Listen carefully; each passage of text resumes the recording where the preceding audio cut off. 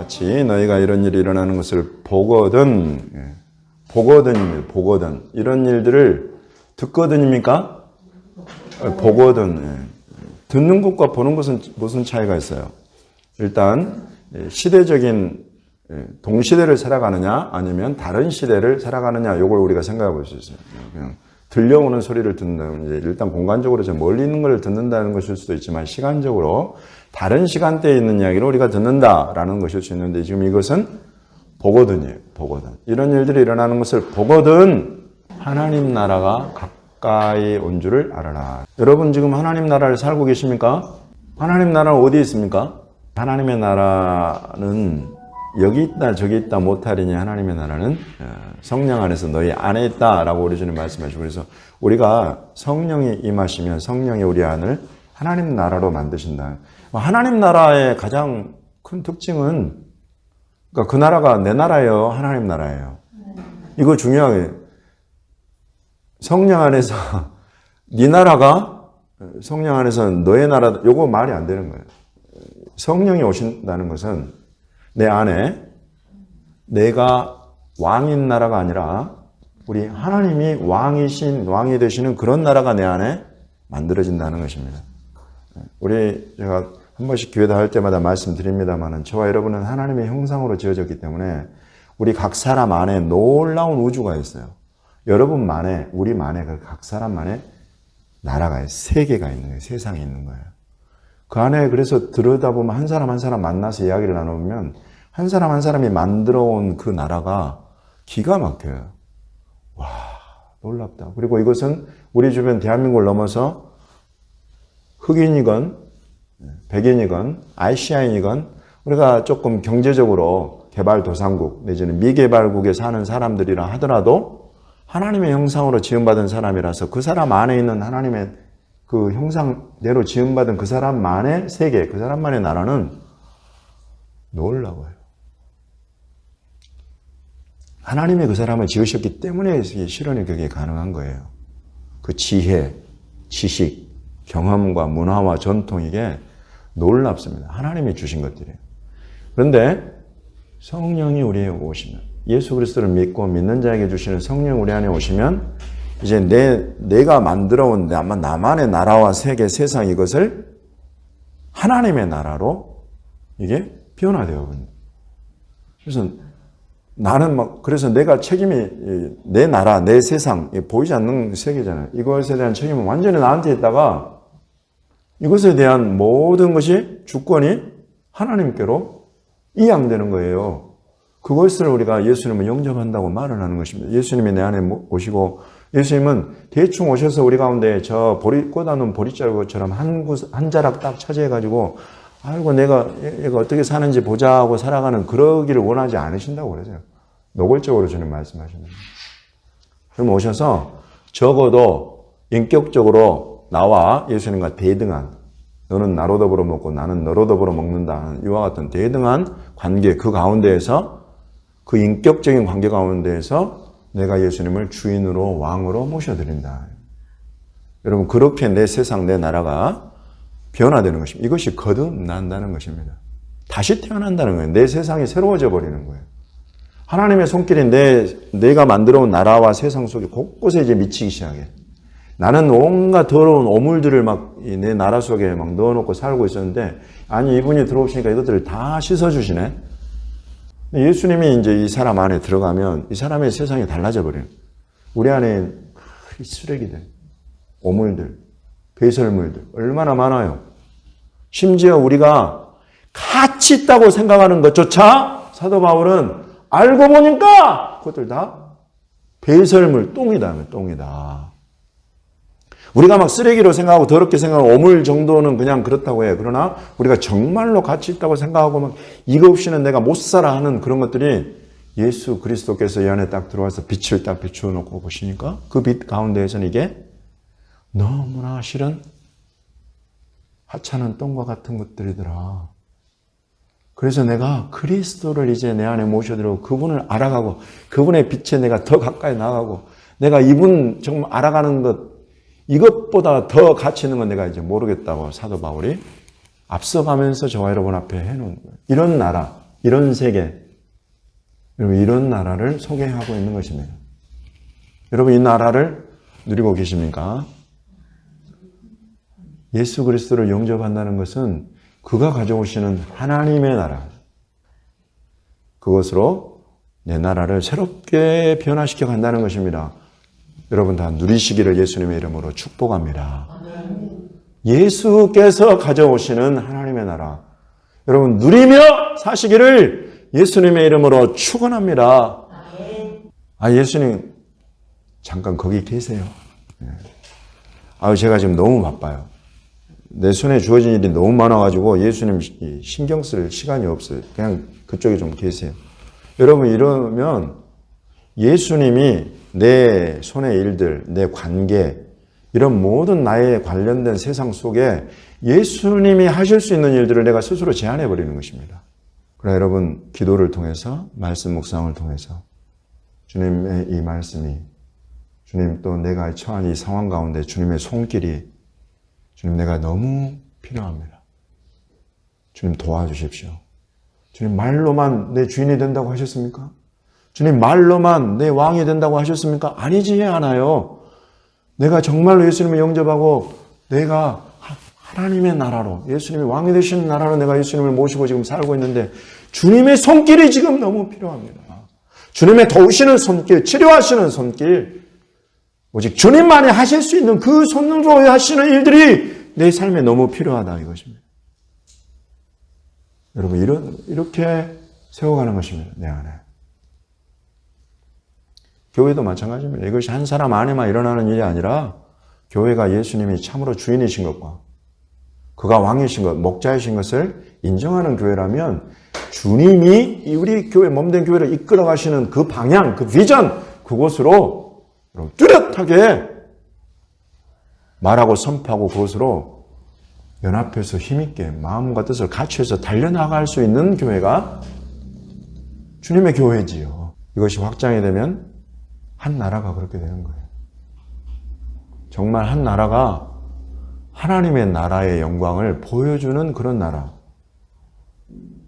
지금 전 세계의 수많은 나라들 중에 약 300여 개국 가운데에서 그런 나라 있습니까? 적어도 한 세대는 있었던 것 같아요. 이 미국이 영국으로부터 나와가지고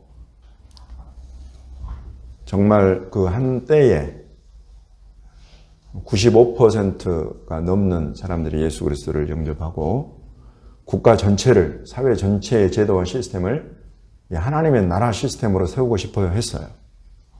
그러나 그것이 이제 안 되는구나 하는 것을 확인하게 됐지만 적어도 예수 그리스도를 영접하고 살아가는 이 교회와 성도들, 미국의 이 신앙인들 안에는 저도 그런 일들이, 그런 역사가 있었다. 그래서 여러분, 지금 미국이 이스라엘을 세우는 나라예요. 미국이 세계 선교를 이끄는 나라. 그렇게 우리 하나님의 뜻 안에서, 그리고 세계 초강대국. 냉전까지 없애버려요. 미국, 러시아와 모든 것들을 넘어서버리는 초강대국의 위치까지 갔잖아요.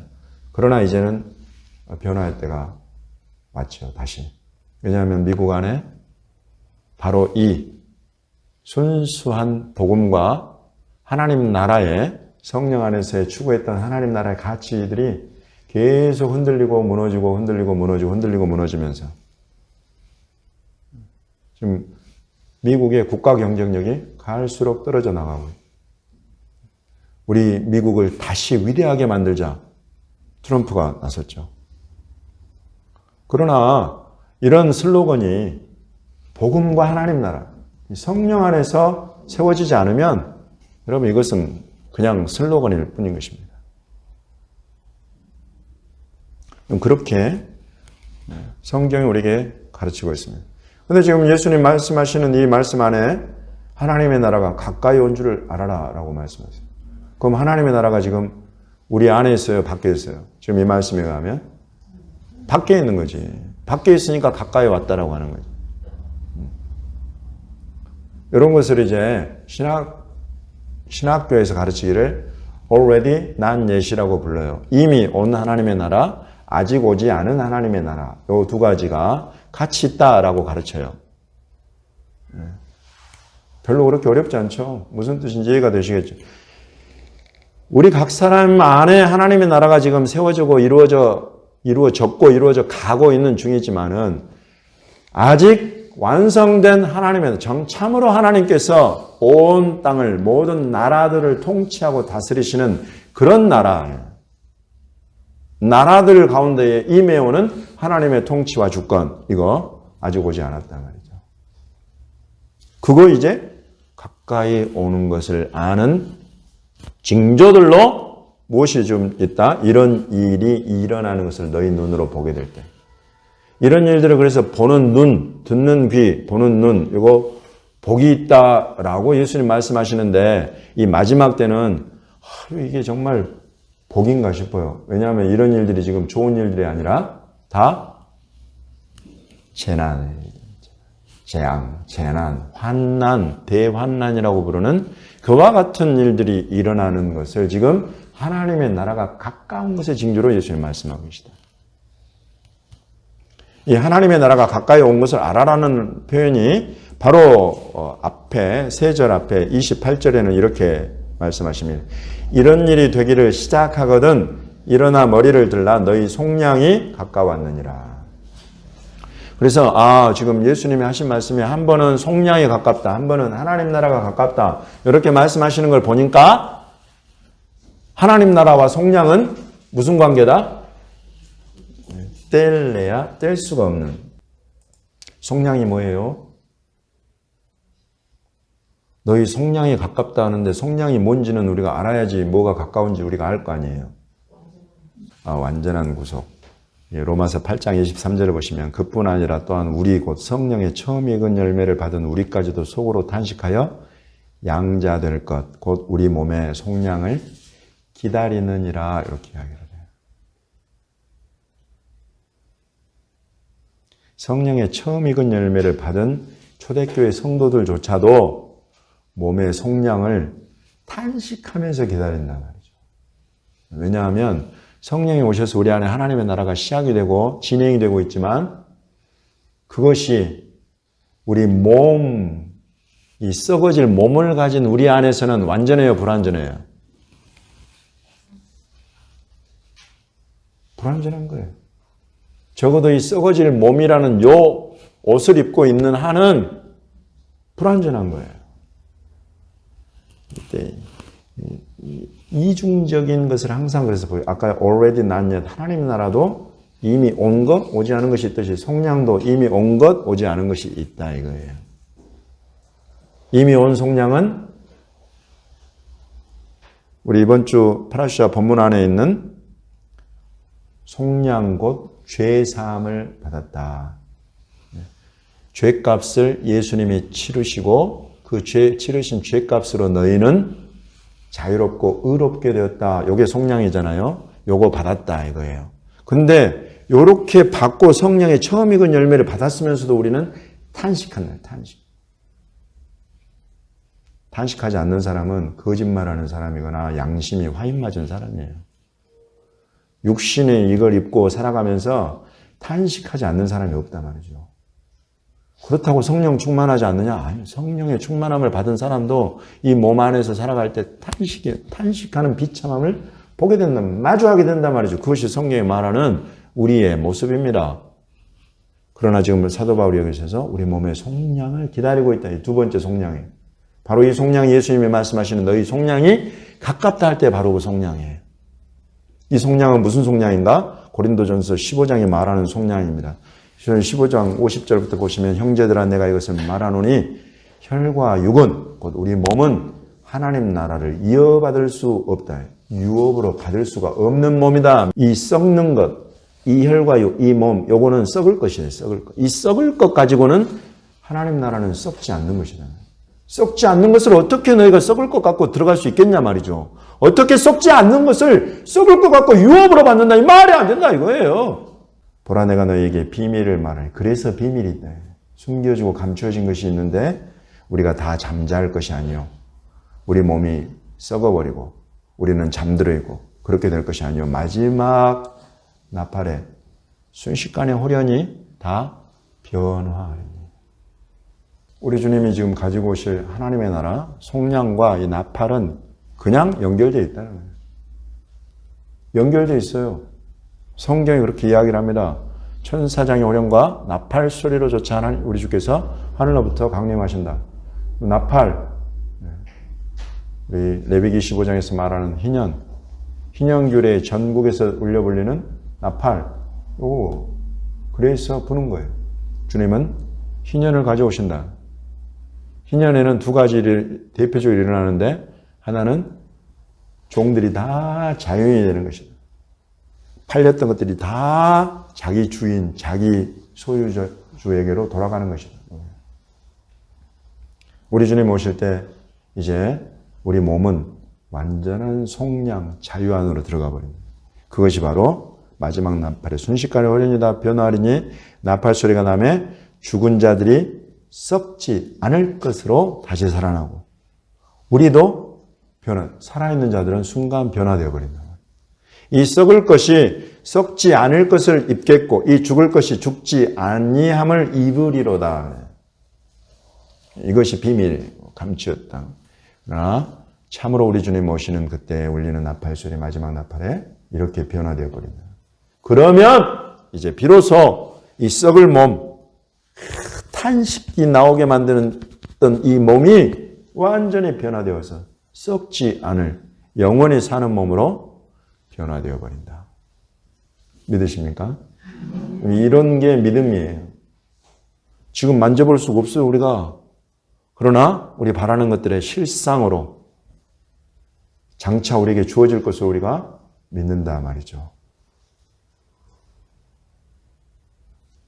마태복음에서 24장에서 예수님 이렇게 말씀하십니다. 그가 큰 나팔 소리와 함께 천사들을 보내리니 그들이 그의 택하신 자들을 하늘 이 끝에서 저 끝까지 사방에서 모으리라. 천사들을 먼저 보내가지고 하늘 이 끝에서 저까지 사방에서 모은다. 요 일이 먼저 일어나는데 바로 이와 같은 일들이 이제 속량과 부활과 연결이 되어서 같이 일어난다. 이런 것이 가깝다. 어떤 일들을 보거든 이런 일들이 일어나는 것을 보거든 저와 여러분 놀랍게도 그것을 이제 보게 되었습니다. 이 전환의 시작일 때 이 썩을 것이 썩지 아니함을 입고 이 죽을 것이 죽지 아니함을 입을 때에는 사망을 삼키고 이기리라고 기록된 말씀이 이루어지리라. 이렇게 사도 바울이 이야기를 하는데 사도 바울의 모든 글들은 항상 구약 성경을 바탕으로 하고 있죠. 그래서 이 말씀이 어디 있느냐면 호세아서 13장 14절에 내가 그들을 수월의 권세에서 속량하며 사망에서 구속하리니 사망아 내 재앙이 어디 있느냐 수월아 내 멸망이 어디 있느냐 요 말씀 여기에서 나오는 것이 속량과 구속이지요. 그래서 아까 완전한 구속 이야기하셨어요. 속량에 달리 번역된 우리말이 구속입니다. 또 대속입니다.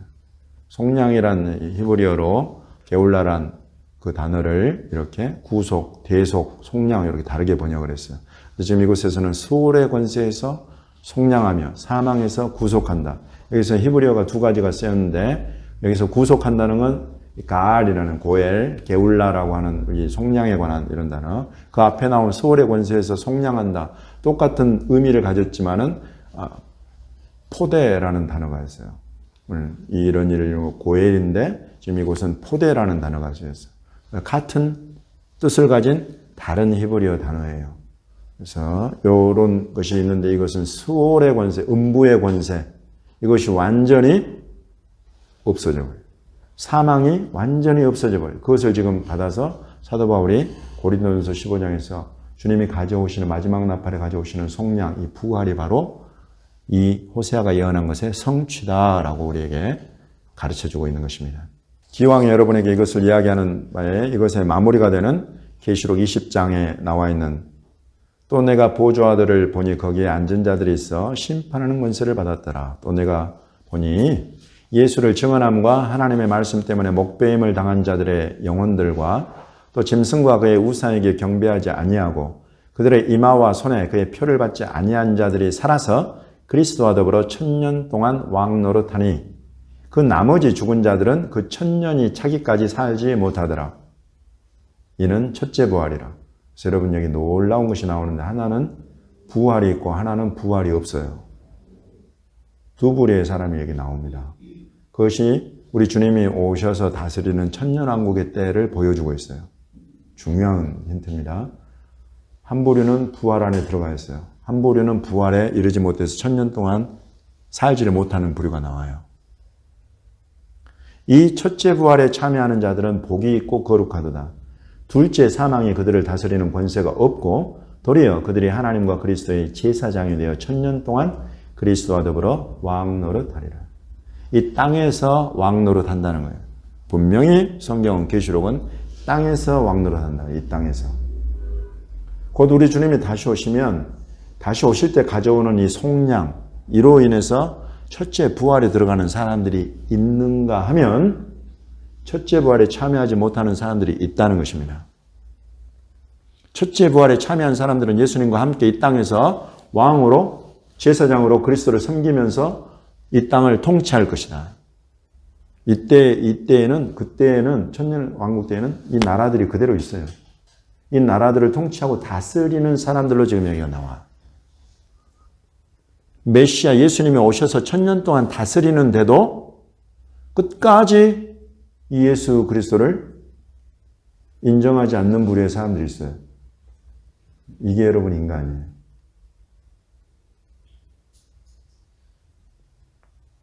정신 차리고 살아야 됩니다. 우리가.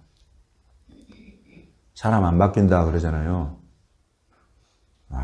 참. 저와 여러분 어떻게 예수님을 영접했는지 몰라. 사람 안 바뀐다는 그 명제를 완전히 뒤집어 버린 거예요. 실은 저와 여러분들은. 이렇게 끝까지 예수 그리스도와 그 첫째 부활한 자들의 통치 가운데에서도 사단에게 속하는 자들이 있다. 정말 그럴 수 있을까 싶은데 여러분 영화 속에서 많이 나타나요. 이런 사람들이 이 마지막 때가 되어갈수록 이런 끝까지 불순종하고 반역하고 패역한 세대를 다루는 영화들이 계속 나와요. 그리고 이제 이 메시아의 천년 통치 시대가 지나게 되면 사단에 다시 전쟁을 일으키네요. 여러 나라들, 이 예수의 통치를 원하지 않는 나라들을 꼬드겨가지고 마지막 때에 큰 전쟁을 일으키는데 그 전쟁의 때 이제 위로부터 불이 나오고 땅과 하늘이 간데없이 사라져버리게 돼요. 그때 그야말로 이 하늘과 이 땅을 완전히 사라져버리는 거예요. 우리는 의에 거하는 바 새 하늘과 새 땅과 새 예루살렘을 보는 때, 그때가 바로 이때다. 이렇게 성경이 이야기를 하고 있습니다. 저는 이것을 이대로 믿어요. 신학자들 안에는 여러 가지 부류가 있습니다. 지금 벌써 우리는 천년왕국 시대를 살고 있는 것이다라고 가르치는 사람들이 있어요. 그건 이제 무천년론자들이에요. 그러나 지금 성경이 말하는 바는 이와 같이 되고 있고 되어가고 있단 말이죠. 그러면 이제 저와 여러분에게 주어지는 챌린지는 뭐냐면 정말 우리는 마지막 나팔이 불려서 예수님 오시는 그때에 속량에 들어가는 첫째 부활에 참여하기에 합당한 자들인가 하는 것입니다. 예수를 증언하고 전도하는 것, 하나님 말씀대로 산다고 하는 것 때문에 목배임을 당하는 이런 자들 첫째 부활에 합당한 자들입니다. 그리고 짐승과 그의 우상에게 경배하지 아니하고 그들의 이마와 손에 그 짐승의 표를 받지 않은 자들. 이게 때가 되면 이제 하나님이 심판하실 때 여러 가지 일곱 대접의 재앙 이런 것들이 부어질 때에 이 표를 받은 자들은 그 표를 받은 데가 헐면서 종기가 나고 상하게 되고 이런 이와 같은 하나님의 징벌 안으로 들어가는 그와 같은 것이 예언이 되어 있습니다. 그러나 끝까지 이 표를 받지 않고 이 세상이 누리고 이 세상이 주는 좋은 것들을 다 마다하고 예수님의 이 말씀 때문에 그와 같은 것도 다 포기하고 고통 가운데 들어간 사람들이에요. 이런 사람들은 그리스도와 살아가지고 1000년 동안 왕노릇한다. 이 사람들이 바로 첫째 부활에 참여한. 이제 이것은 우리 각 사람의 몫입니다.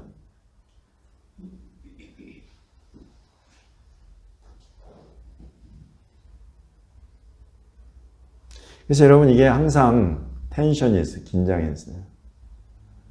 한 가지로 딱 떨어지면 좀 좋은데 하나님 나라는 이미 온 것도 있고 이제 가지고 올 그 완전한 것도 있고 속량도 이미 이루어진 죄사함이 있는가 하면 다시 두 번째 완전한 속량이 있고 부활도 첫째 부활이 있고 그리고 마지막 부활, 두 번째 부활이 있는 거예요.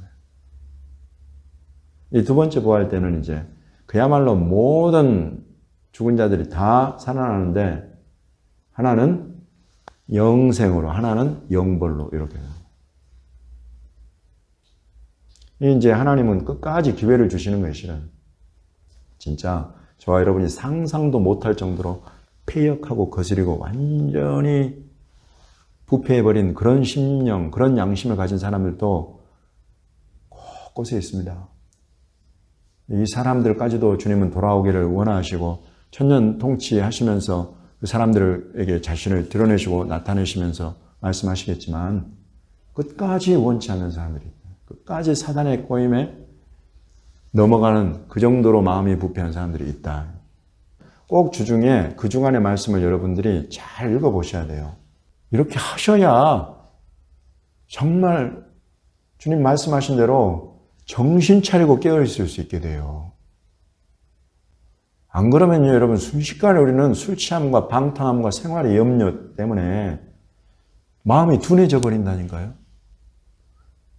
이 예수님의 말씀을 가볍게 생각하지 마십시오.